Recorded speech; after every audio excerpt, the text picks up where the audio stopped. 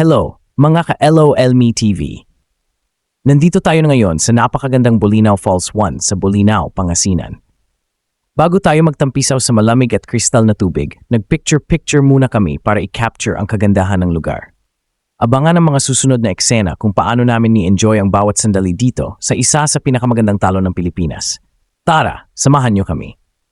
At ayun na nga, mga ka-adventure, naligo na kami.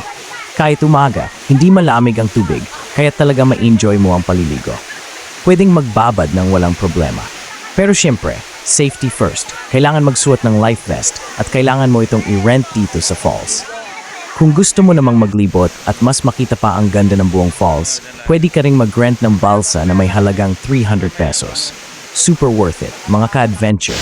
Kaya kung naghahanap ka ng adventure at relaxation, perfect na lugar ito. Ay, ang ganda oh.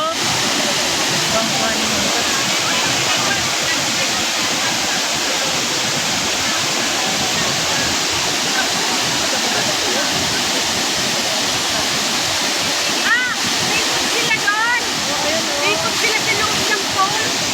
Ganda.